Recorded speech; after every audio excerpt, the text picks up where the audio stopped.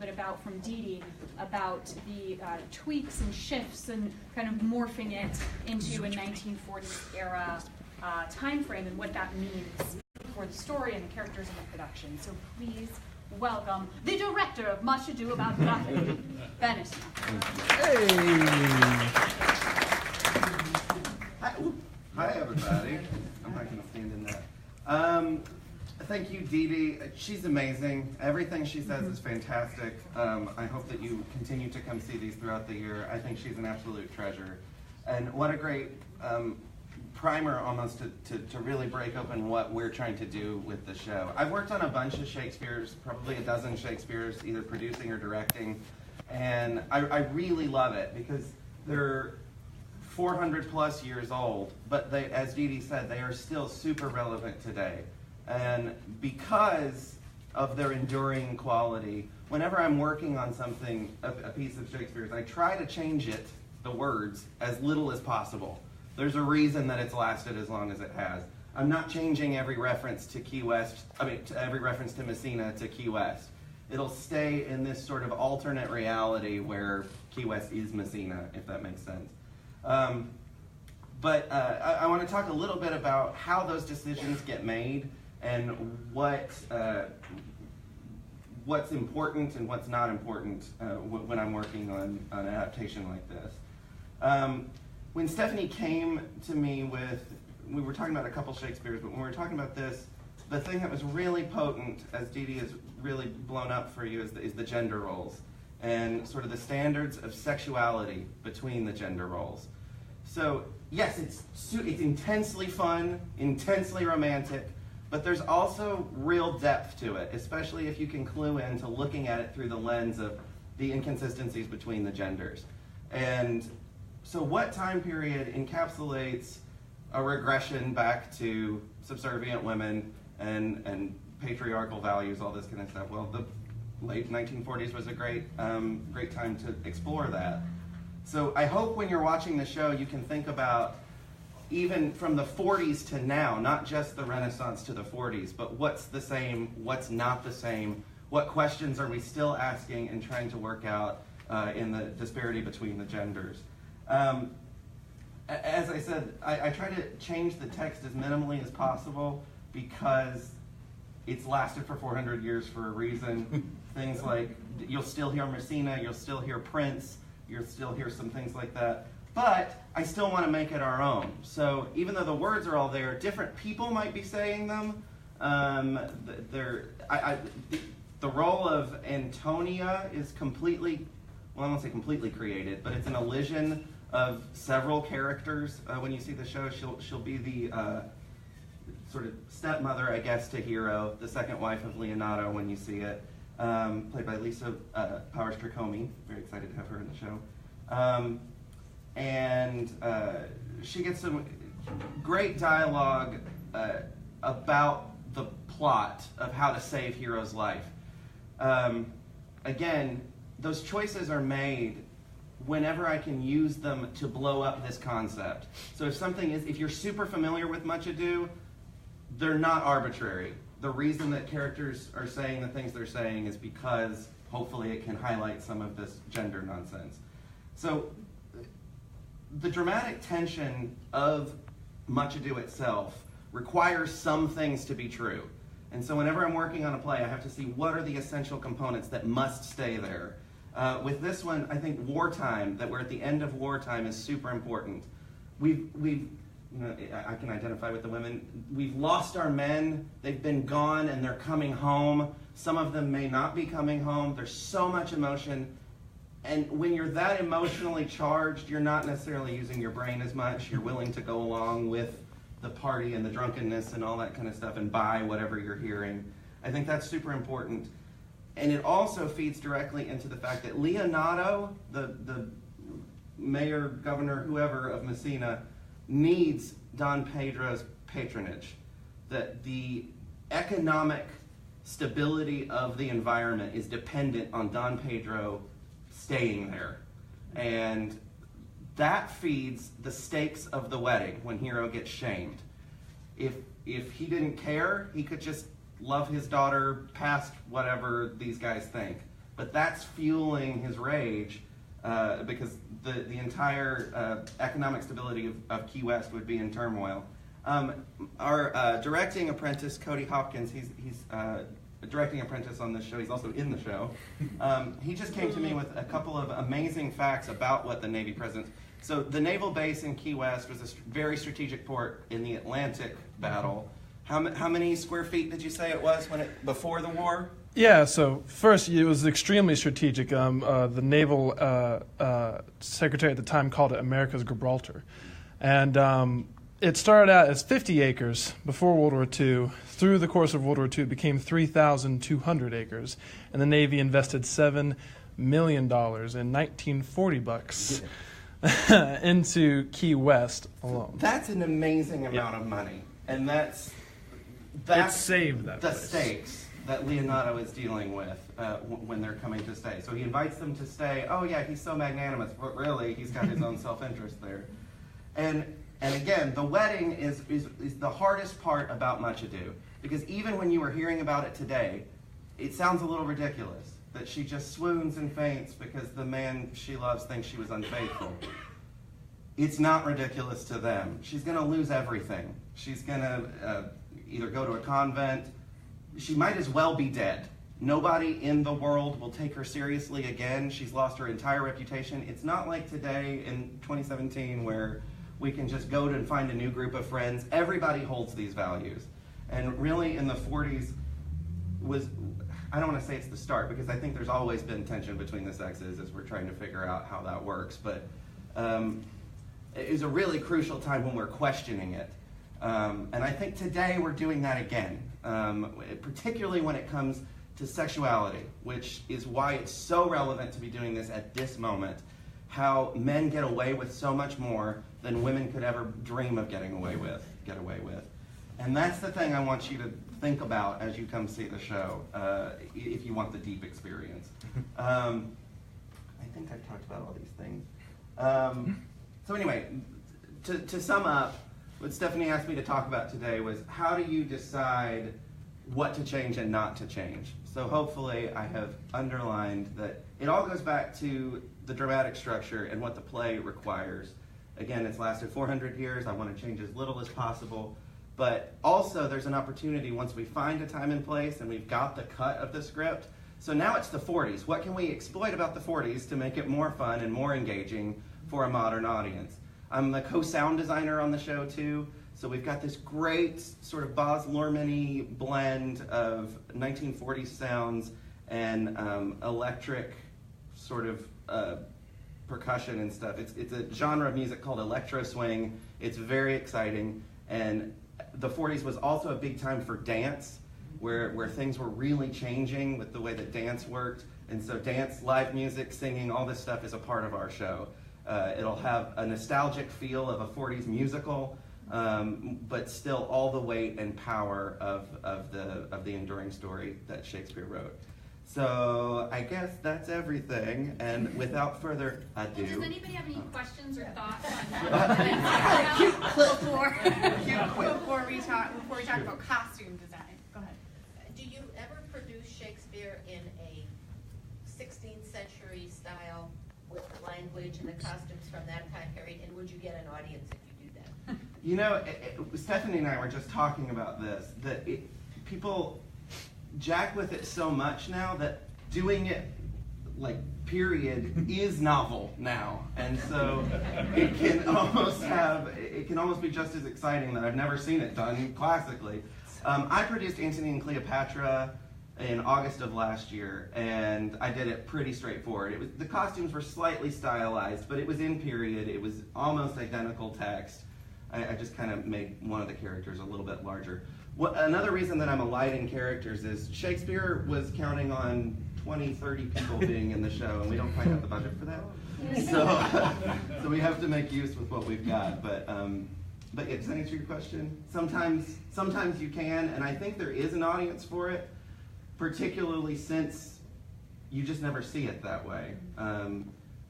It is typically more successful, though, in my experience, when there's something really original going on in the piece. It's what tends to grab people. Did you do the script writing for this I did, yeah. Are you allowed to do that? I mean, is it because it's no longer copyright protected? that Right, you can do yeah. that? We can basically do whatever we want to it. But again, I'm really precious with the words. I'm not going to change anything.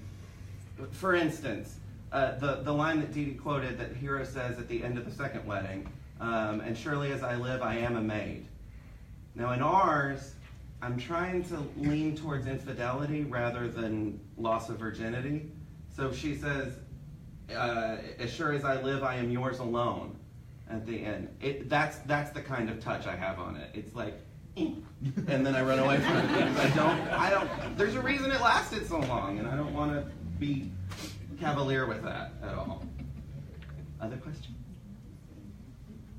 Would you ever make something like this, but instead of putting it into a time like the 1940s, would you put it into a time like right now?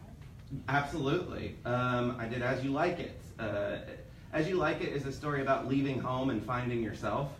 And so I set that in the city that I produced it in. It was in Sacramento, California. And the whole set looked like a skyline of Sacramento. And they were going to meet, instead of shepherds, they were going to meet homeless. This play in particular is really difficult to make work right now because the gender stuff, that we wouldn't quite accept the thing, well, not even quite, we would not accept the things that they accept and take for granted. And you'll see characters starting to deal with the fact that, why is this the way it is? And it's just the seed of those things that we're really blowing up today. Does that answer your question? Awesome. Well, thank you so much, Ben. Thank you. We're all excited. And please welcome costume designer Frank Schaub. It's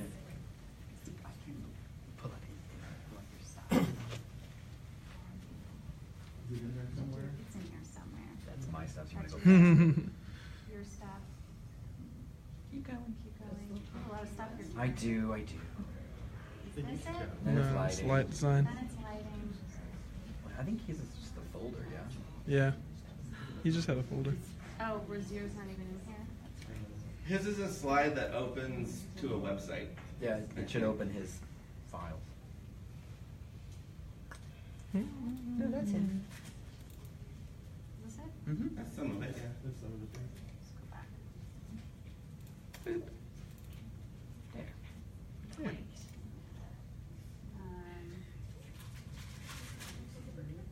How do I make it go to all? I'm gonna play it from where it is. Start from the beginning. Hi, everyone. Hi. Anyway, so I'm Frank, I'm a costume designer. So this was an interesting project, and if I'm saying something and you have a question in the middle of it, just raise your hand and we'll answer questions as I go. But this was an interesting project for me. I was really excited when I was brought on to it. It's a period I'm interested in. I'm from Key West, so I was interested from that aspect as well. It's okay. So we'll get to it in a minute, but you'll see my process on this was, my first step was to create a series of research collages. And in doing so, here we are. Research collage. So I started compiling research collages for each of the characters in the show. And like I said on the first night of rehearsals, I would say 90 to 95% of my research is Key West specific. All these photos I was able to find online through the public library down there, that they have wonderful archives of families that have donated their family photos from before turn of the century to, probably up to the 60s, 70s for the most part. So I was able to go through all of those and kind of scramble through all of those files and pull out all these really interesting character photos from the 1940s. So for me, it was very important to go back to the original source information before I started doing any sketches or anything, just to get a feeling for Key West in the 1940s. I'm from Key West, but I was there in the 1970s, so it's a little bit different. Just a little. touch. But the things that Ben was saying are really, to go back to what Ben was saying, it's really important to understand you know, even as a child, you know, understanding the importance of the Navy, what the Navy was to Key West at the time. It was an economic, you know, it was an economic driver. Remember that we all think of Key West now as this big tourist destination, but in the 1940s, it wasn't quite so much. It was a sleepy little town. It was kind of a stopover because everyone's going to Cuba. Everybody wants to get to Cuba. There's ferries going to Cuba. And then Key West, when Cuba shut down for the United States, Key West then started blossoming more as a destination. But Cuba was where the shows and casinos, and there was more of a nightlife that Key West didn't provide. You just kind of, you stopped in Key West and there was a ferry. It's only 90 miles away. So you would go there and then you would commute, and that's where, you know, there's a Sloppy Joe's in Key West, but the originals, there's a Sloppy Joe's in Cuba that, you know, so Key West was more of in the 1940s, I mean, it was really more of a fishing village, and it had more of a sense of community, where now it's, you know, a tourist destination. So, yeah, we can go through some of these real quick. So, just trying to, you know, establish some different looks for people in the region. The other thing that was important to Ben during the design process when we were... You're not blinding. Oh, yeah. Another thing that was important to Ben when we were doing the design discussions was we have all these men coming back in the military, establishing hierarchy. So who are the officers? Who's the admiral? Who are the enlisted men? So trying to give a variety of uniforms throughout the men coming home.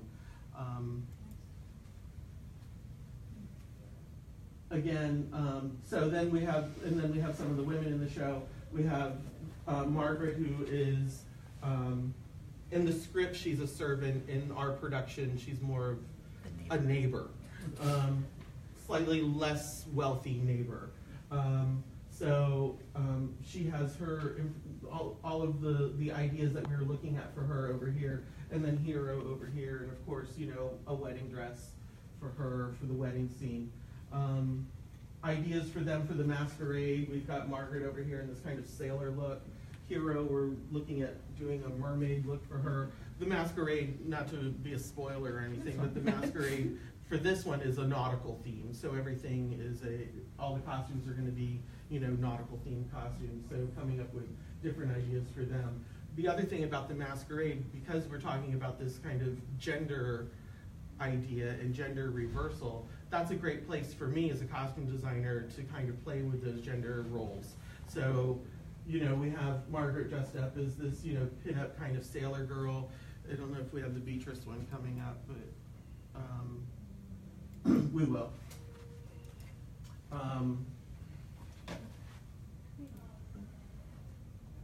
It's in there somewhere. That's okay. Folder? Yeah. That's fine. But anyway, so Beatrice, we have her dressed up as a pirate, you know, and then we have Baraccio. He comes in, he's got the hula girl costume on, the comic hula girl costume that you might be familiar with. So those are places that we can kind of start more whimsically playing with those gender roles without being, you know, beating you over the head with it. Some of the other stuff, oh yeah, I think the sketches are in the folders. Yeah. You're not signed in. Keep signing me out. Here, let me unplug it and sign in while. We need your passwords.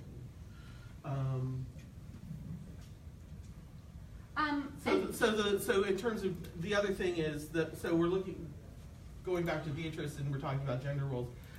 So there are scenes where, you know, we have Beatrice wearing slacks rather than dresses, and, you know, things, you know, indications. As the designer, I'm not trying to be heavy-handed in what we're telling you, but just I feel like my job is to lay out the breadcrumbs and allow you all to follow the trail. I think a willing audience is always capable and looking to do that. Nobody wants to be beaten over the head with a heavy theme, but I think everybody's willing to to think when you're in the theater and put those puzzle pieces together and come up with your own mental image of what you're walking out with. So this is, we use Google Drive actually to share ideas. The artistic team shares ideas this way throughout the process, Yeah. and sketches and things like that. So in here you have sketches somewhere. Yeah, all of those, I think Is there a by they have 'em- scene? I think they have them broken down by act. Yeah. So if you go to 1, then that should be the majority of the Act 1 costumes.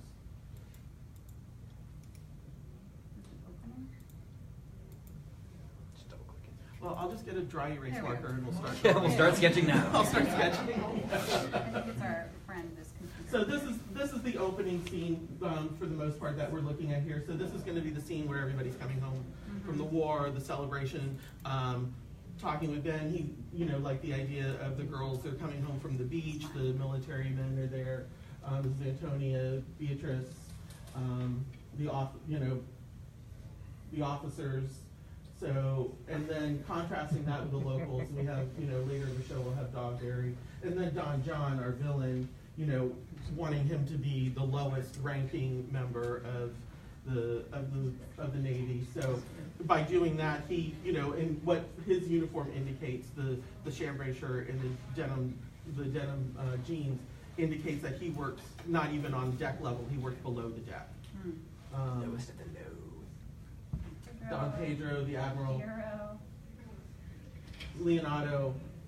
So this is establishing that kind of bright, colorful beginning of the show. And then as we move through, the show stays at a fairly colorful pace until we get to that break that happens during the wedding. And then that's when we peel back the color and we go into a more somber situation. And go back to Go to 2, you'll see the ball. Yeah, 2 is the costume party. Cool. So everyone will be, in these, Horatio, the mermaid. silly costumes. We'll end up giving them all masks because there has to be all the mistaken identity. There's the mermaid. Leonardo. Leonardo. King Neptune. Is that what we got there? Yeah. And then you want to go to 5? Well, let's see. Yeah, we don't need to do 3 because 3 is kind of the day after the party, and then 4 is the wedding. You can look at some stuff from the wedding. So the wedding scene will, again, more colorful, a little bit more pastel, a little pinker, a little more romantic, but still has some color happening in it. And then we'll go into Act 5, where Leonardo will be in a black suit, Antonia will be in a black suit. Beatrice will have a gray dress on in preparation for this, for the morning that they're supposed to be in for hero passing. And then we have the final scene, during the final scene when we didn't really talk about the unmasking before, but when Claudio is reunited with Hero, the 3 women come out and they're all masked, and so he has to, when he's supposed to be marrying the niece rather than Hero, he's not allowed to see what she looks like. So the 3 women, Beatrice, Margaret, and Hero, come out and they're shrouded, so he doesn't know which woman he's actually going to be having to take. And so, and not until he makes the commitment do they unveil themselves. So that's the gist of where this is going. It's an interesting, but it is an interesting time period in terms of, like they were talking about in terms of gender roles, the women, taking over the production end in the United States, silhouette-wise, with what we were listening to at the beginning, was for me, visually, as a costume designer, things that we look at, how does the silhouette of the period reflect the psychological aspects of the period? So in the 1940s, we have a broadening of the shoulders. Women's clothing became much broader, the wider shoulder pads. Everyone thinks of Joan Crawford and the shoulder pads. But that masculinizes the female silhouette. And then after the war, we have, at the tail end of the 40s, we have, Dior creates what's called the New Look, which is a highly corseted hourglass shape, which then brings the woman's shape back into this sexualized silhouette, which then helps psychologically, move them back into the workplace. Also, as you were talking about the kind of, brainwashing aspect of it, it was seen at the hyper feminization of women after the war was sold as a patriotical idea.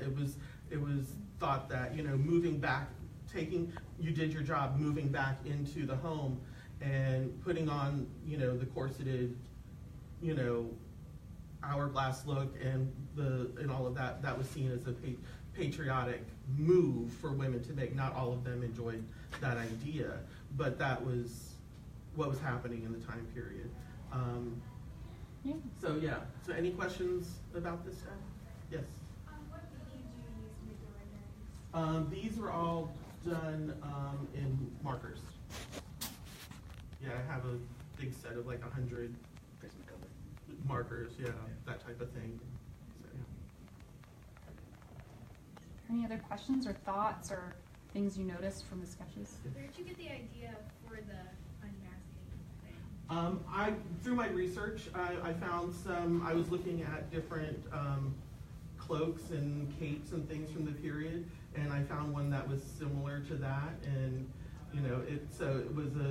it was a hooded cape, and I mean a hooded cape is a hooded cape, but I found one that had a 1940s silhouette to it, so it has a broader shoulder, it has this like cap sleeve piece on it, so this way it wasn't just I don't like putting things into a show that are just like generic pieces that don't tell the story.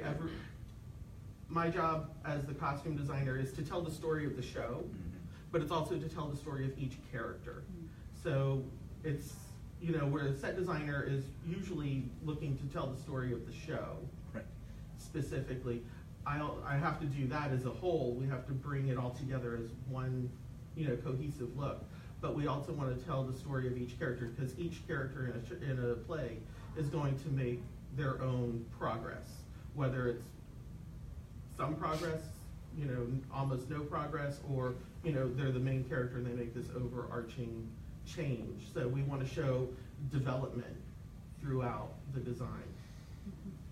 Yes. It looks like your costumes and your set design are so intricately involved that you could have done both of those. But somebody else did set design. Is that Yes. right? Jared But is he the set could, designer. he is a set But designer as well. I am a set designer as well. Okay. I am doing one across the bay right now. Are they frequently done by the same person or not? No, it depends on where you live. Mhm. Here in the States, mostly no, sometimes yes. But if you go over to Europe, then often they're done by the same person. That person is called a scenographer. Mhm. So they're in control of all the visual elements, or most of the visual elements. Yes. How long did this whole process take? In terms of the sketches or the whole design itself? The whole design and sketches, Um, my research. The sketches, I probably did the sketches in, I don't know, like a couple weeks. But with the research and everything, I would say probably a month. Yeah, we generally, before we ever see actors, we've had a concept meeting about 5 to 6 weeks beforehand. Yeah.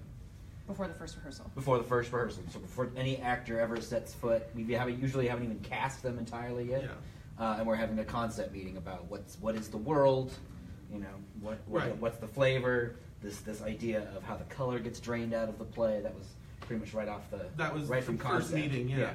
So that's how designers like Frank and I can work together and in concert. So whereas you're saying it could be one person, it's really just about communicating with each other. Mhm. And I've worked with Jared before, and he's worked Yeah. with me before, so we know kind of what we're thinking. Usually, in yeah. a way, yeah. We can So shorthand a when little you bit. work with people several times, then it's it becomes less Right. strange. It does become strange. Yes. So. And then the show opens in about 2 weeks, so there's tweaks being made up until that opening day. Yeah, the wedding dress is sitting in that plastic bag on the table. Oh. or at least the wad of fabric. And another person that Frank has to communicate really, really strongly with is our wig designer. So Right. because we're in the 40s, his hair is very complicated, as some of you ladies may remember. So our wig designer is really, really in concert with Frank to make sure that these And characters... he's somebody I work with several Yes, times a yeah, year we as work with well. Scott Daniel quite a bit, Yeah. and Frank works on even in other places as well. So Yeah. he's really great. So Yeah, they communicate to make sure those looks are working with each other and in concert. Yeah, and to go back to, you know, the person who had a question about the markers, that I did, yes, I did these with markers, and I can work with watercolors as well, but let me tell you what, markers, so much faster. They blend too. They're so much faster, and they're portable, and they're not messy, And they dry. and you can make them look like watercolor, and yeah, it's. Use Prismacolors. I have a Sharpak is the brand I use, but yeah, and yeah, they're just, you know, so much easier, and you just get in there. Plus, you know, on this, when I was doing this, I was in Colorado, Yes, you were. so it's portable. Take a picture and send it. Yeah. Yeah. Do you make all the costumes from scratch? No. That's a definitive no. Some, yes. So then there's specialty ones we do. We have a costume shop manager Yeah. who helps Frank Yeah, construct and things. those and of you find who are going to things. go upstairs, you'll see. And this show in particular, it's a blend. We're going to be making we're making a few pieces. We are buying some pieces. We're pulling some things from stock. Some of them are reproduction pieces that we'll buy, and some of them are vintage pieces. So it's a conglomeration, and it's my job to make sure that it feels seamless, that you can't tell the vintage from the new. Yeah. So you had a question? I was wondering, because for the second wedding scene, you're planning on having all of them wear these like close Yeah. kind of mask who the characters are. For the scene where they're if we supposedly catch Hero leaving into Max, where it's really Margaret, how do you plan on doing that? Like, are they gonna be Margaret and Hero at some point wearing similar costumes? That's a scenic question. Yeah, actually. Yeah. I'll give it to you. Sure. That Jared question- Fox, everybody. Hi there. And thank you, Frank. Yeah, I'll answer that question real quick. So, when we get to the scenery, but we're doing that entire thing behind shears, so it's really done with like silhouettes. And in the dialogue you'll hear, it's about him naming her. He says, "Oh, Hero, come to the window, blah blah," and it's really Margaret. But so it's really what they're hearing, and then they see a silhouette come to the window, and then fornication. So, so they really do see that racy moment kind of behind shears, which makes it kind of sexy and steamy. So, you're loading this slowly. American It's stage. here. It's thinking about So, it. Jared Fox designed the set for this production. He's also our production manager at American Stage and our props master. And he's also going to go on the tour with us in a little bit, so I'm going to ask him to be quick and thorough Sure. in Jared Quick and Fox thorough? fashion. Oh, and I forgot that I don't know how to set this as playing. Review. There we go.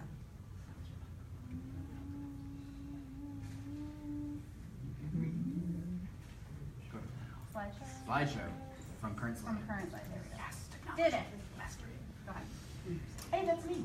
All right, so hi there, everybody. Jared Fox. I'm going to do this fast. So, what's great about this production for me is something I haven't really gotten to do. Is I actually went to Key West for about 4 or 5 days just to do some fun research and to go to Key West. But of course, I could go and do some cool research. So, at the time, one of the museums was actually having a history of the Navy through Key West. So they started all the way in the early 1900s. All these great displays and all the old uniforms were on display. They had great video, old movies running. And lots of great props and artifacts. So for me, I was like, "Wow, that's amazing!" So there's a lot of great history that we were able to soak up real quick. We went to the little White House from Howard Truman, and there was just all kinds of great history. But also, I was taking note of all the architecture and trying to find a good blend of. Obviously, Shakespeare had the globe, and so there's that typical classic globe that you may think of when you think about doing Shakespeare classically. And so obviously, he wrote around that. He knew where his plays were going to be performed. So trying to take that moment, so there's always the balcony, some clear romance into it. So taking that, but taking Key West architecture, something that Ben mentioned earlier was that we're not really in Key West, right? We're in this Messina Key West blend. This, the music is it's stylized. The music is a little modern and it's a little 40s. So there's some familiarity to it. There's some 40s classical music feel to it.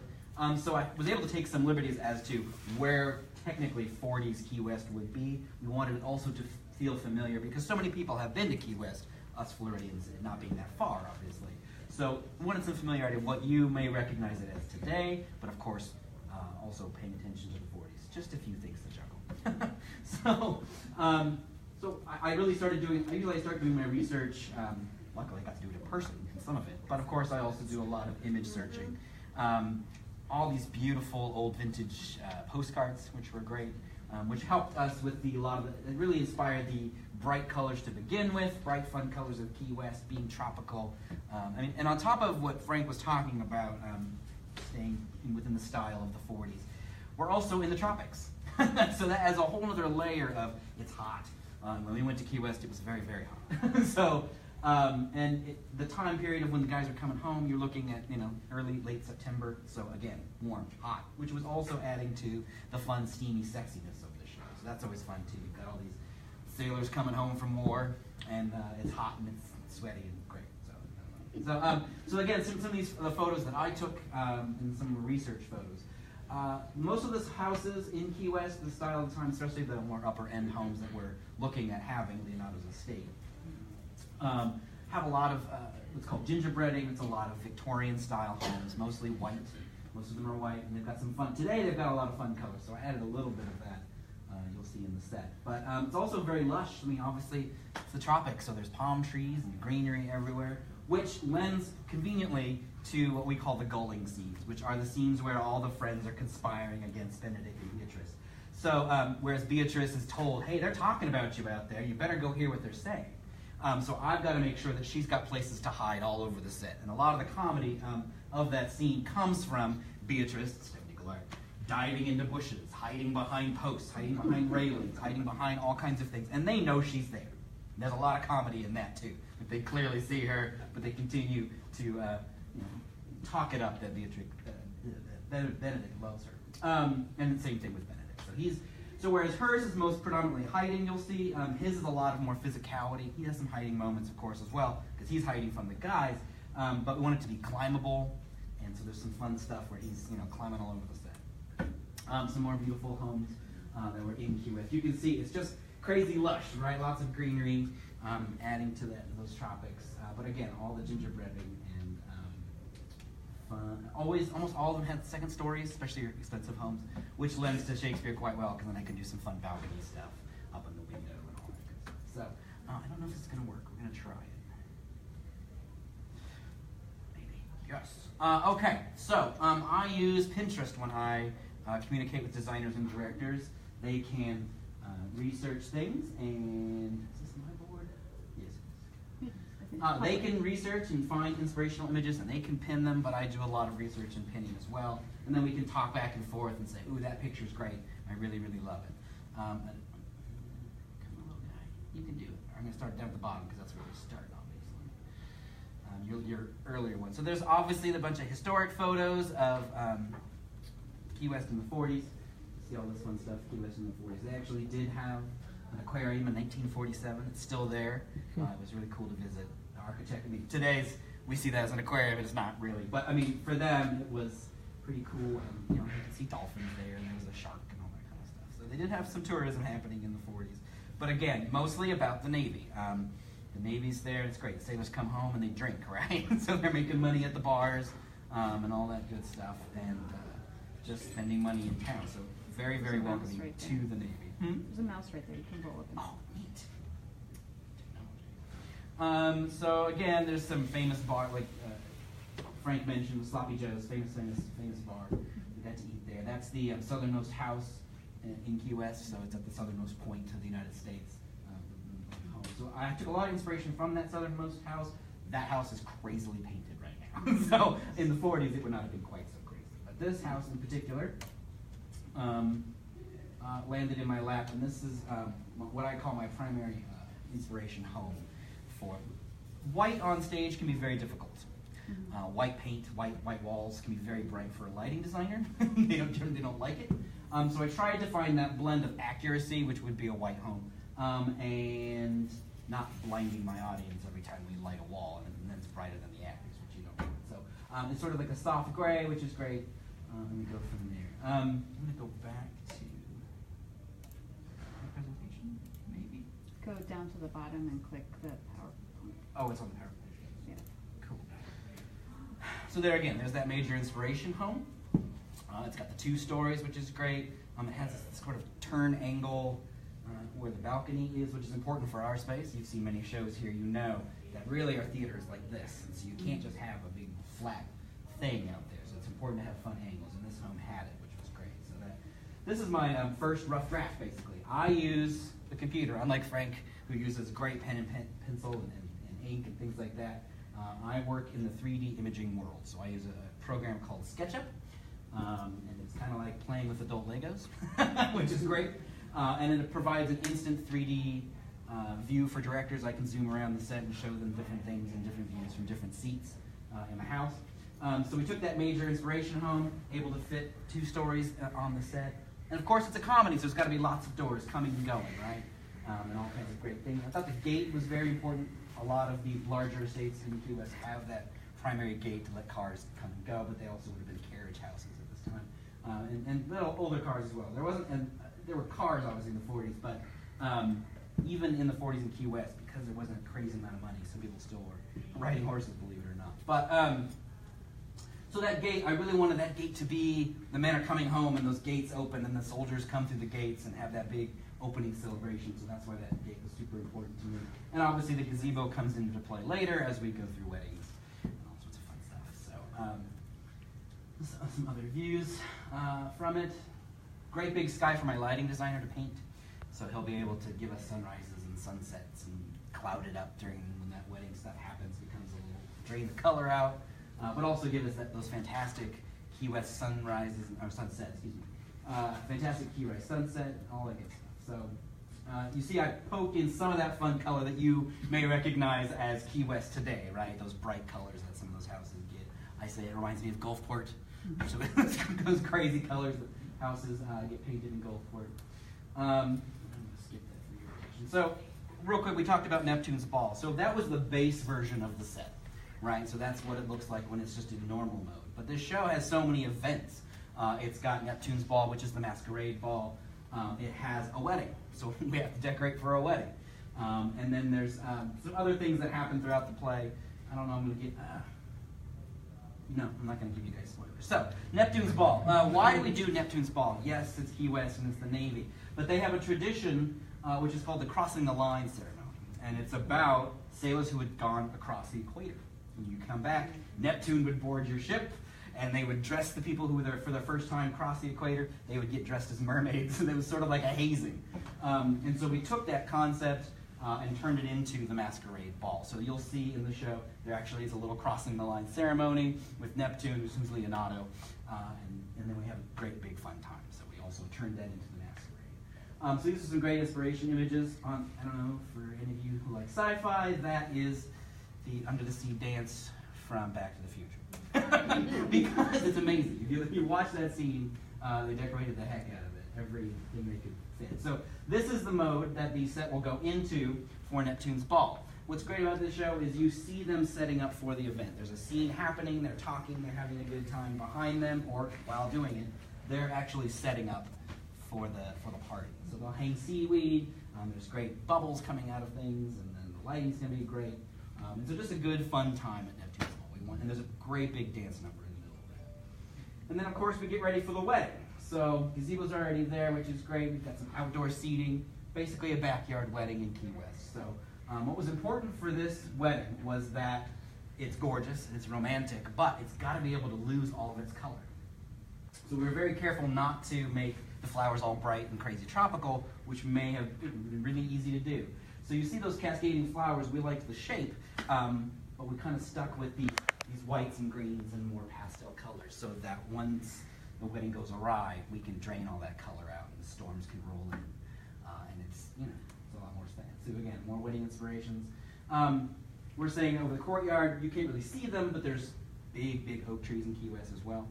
And so they hang things out there, so there'll be some hanging objects, and just the romance was really important in this version of the wedding. So this is what the wedding will look like digitally. As you can see, we adorn the gates with roses and flowers and all kinds of craziness, garland. We will fly chandeliers up on the branches, so you'll see them getting hoisted up during the scene. They'll have flowers dripping from them. It's just a very romantic, beautiful celebration. And so obviously something horrible happens at the wedding. I'm not going to tell you. No, we're gonna keep it a secret. Keep it a secret. There's some good surprises that happen after the wedding. Really quite cool for the set. I'm gonna open up for questions because we are running out of time, and I just want to go ahead and go with questions. Yes. So you mentioned the designs for the second wedding with the kind of clothes. Mm-hmm. How are you planning on decorating the second wedding as opposed to the first? Because it's such a last minute, come and do this right now kind of a thing, and especially for Claudia, it's not really a celebration. It's more a sense of duty. So you'll see that they get back into their uniforms for that wedding, and it's really just more of a formal thing. So we don't actually decorate for that because we don't want to detract from the urgency of that wedding. And really, it's about you saw the cloaks. Even them, they're in black, so they're still in that mourning phase. So it's not really a celebration that wedding. It's really more of a formality and sense of duty. So there really won't be any crazy flowers or anything for that wedding. Yes. Anything else? Yeah. I was wondering if you could tell me the name of that second system for your wedding. It's Google SketchUp. I'm not sure Google still owns it. There's a free version you can play with it if you want. There's student versions as well. So if you're a student, it's a super good deal. It's like $50. And it also translates into construction drawings and gives you scale and all that kind of stuff too. Any other questions? Thoughts and comments? We learned a lot today. Woo! Threw it all at you. Thank you to Jared and to Ben and to Craig and to Dee Dee. And thank you all of us for being here. Thank you to all of you for being here. And pick up the flyer back at the concessions for the dates for these behind-the-scenes events for upcoming main stage shows. And have a wonderful rest of your Sunday. Thank you. Oh, and Dolly students, we'll start at this